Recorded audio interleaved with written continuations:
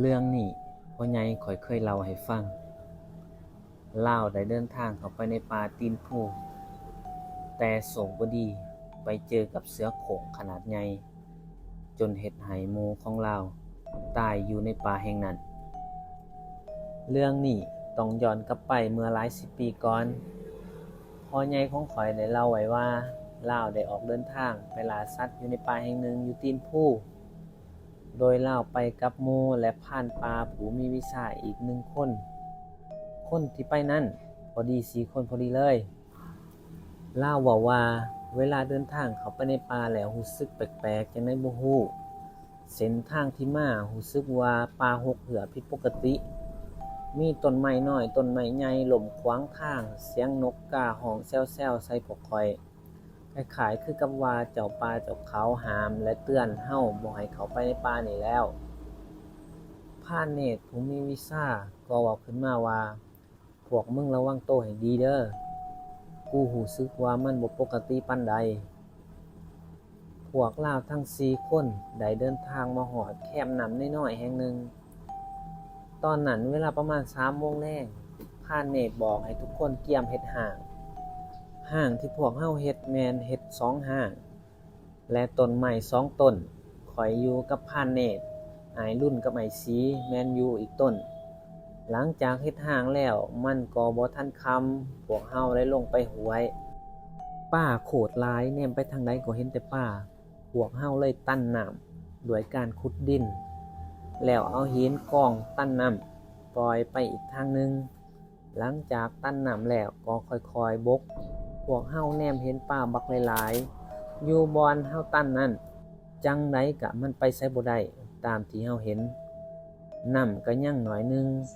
อ้ายสีจับได้แล้วตัวนึงมีแต่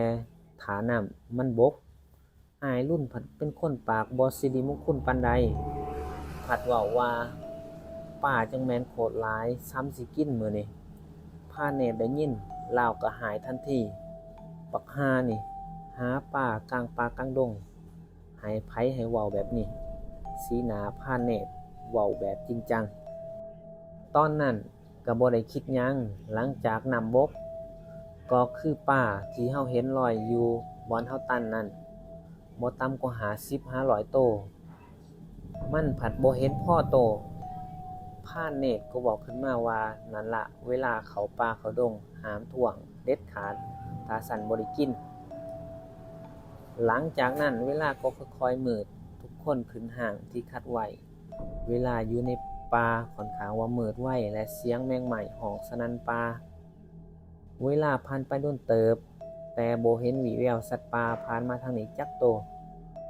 จนกระทั่งป่าเงียบผิดปกติเสียงแมงไม้คล้ายๆคือพร้อมใจกันเงียบพรานเนตรเลยให้สัญญาณทุกคนว่าเงียบสิ่งที่ทุกคนต้องอึ้งก็คือมีเสียงคล้ายๆคือคนแล่นมุ่งหน้ามาทางหาพวกข้อยสิ่งที่พวกข้อยเห็นก็คือ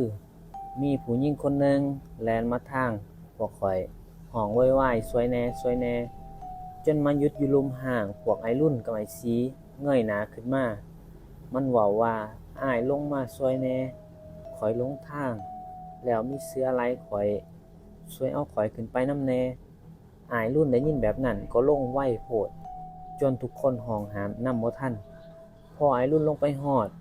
พวกข้อยก็ได้ยินแต่เสียงเสือร้องแล้วโดดใส่อ้ายรุ่นปากมันคาบอ้ายรุ่นหายไปกับความมืดปืนยิงนำก็บ่ทันมันเป็นมืดๆเลยเห็นบ่คักปานใดแต่มั่นใจว่าเป็นเสือโคร่งใหญ่หรือว่าเสือสมิงนั่นเองคืนนั้นทุกคนต่างบ่กล้านอนเลยจนแจ้งตามมาทุกคนนำหาอ้ายรุ่นจนเจอกับศพอ้ายรุ่นมียังแต่เครื่องโตทุกคนที่เห็นโคตรร้อนเป็นตาย้านแต่ก็จำเป็นต้องนำห่างให้วิญญาณกลับไปให้พี่น้องเฮ็ดตามศาสนาเรื่องนี้ยังบ่จบเพียงเท่านี้ยังมีอีกตอนที่ชาวบ้านเขาไปแก้แค้นล่าเสือโคร่งตัวนี้เพราะมันกินคนหลายแล้วฝากทุกคนติดตามตอนต่อไป